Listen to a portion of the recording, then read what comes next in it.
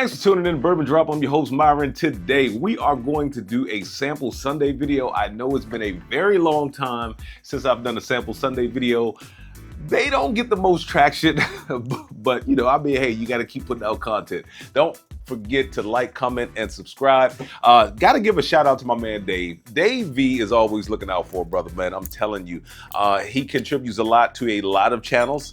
Like I said in another video, there is a great chance, not a good chance, a great chance that he has contributed to a channel that you guys watch other than this one. This right here is the 13th century American straight bourbon whiskey. It comes in at 142.2 proof. I might have to put that thing up against, I think I got an A. Smith Bowman from my man Dennis. So I might have to put that up against that to see, give myself a little, like a high proof showdown. Anyway, let's get into the nose of this thing. You know, Sample Sunday videos don't have all of the frills. I'm just going to give it to you straight. It's not the 142 proof. I just had something in the throat, but it was a very sweet nose. Now, I believe it's got a mash bill of 88% corn, 14% malted barley, and then, wheat, and then I think 6%, so 88, 14, that makes 92, so 8% malted barley, something like that. I was trying to do some research, but I could not find the one that was 142.2 proof. So I'm not sure if it's the same mash bill or not. Now, it is undisclosed. It does come from Indiana. A lot of people assume MGP.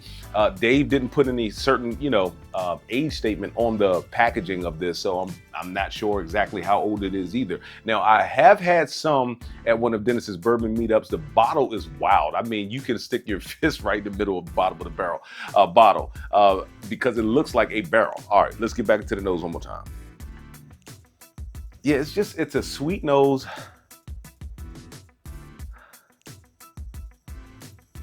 But I can't necessarily pick anything out. Sweet as in fruity, not sweet as in like a floral note. Almost like a candy, almost like a raspberry candy. All right, let's get into the palate.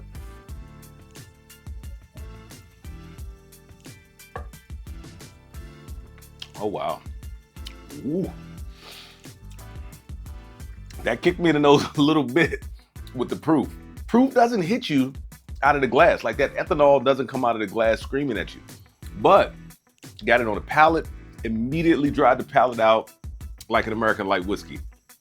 I think it's because of that super high corn content, because like those American light whiskeys most of the time are like 99.1 or 99.1 or 94.6, something like that. I think it is Bull Run that uses the, it's either 96.4 or 94.6, something like that. But this very high corn content, I can tell.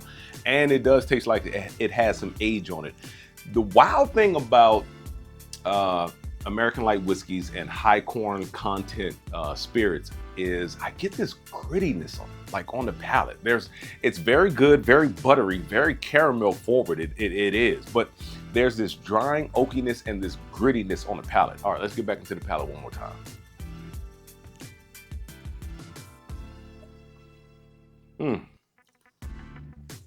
That is like sweet candy corn. Wow. It is super sweet, very caramel forward. Like I said, it's got this grittiness on the palate. It went away more so on the second sip. Maybe that was just that 142.2 letting me know that it was there.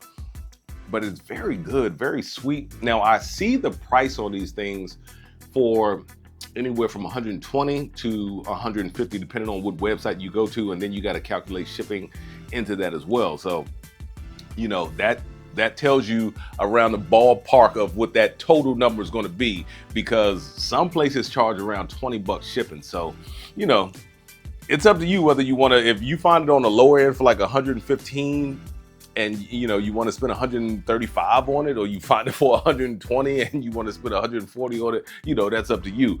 But on Sample Sundays, I just tell you whether I think it's good and whether I think you should pick it up. Me, myself, I would actually pick this bottle up.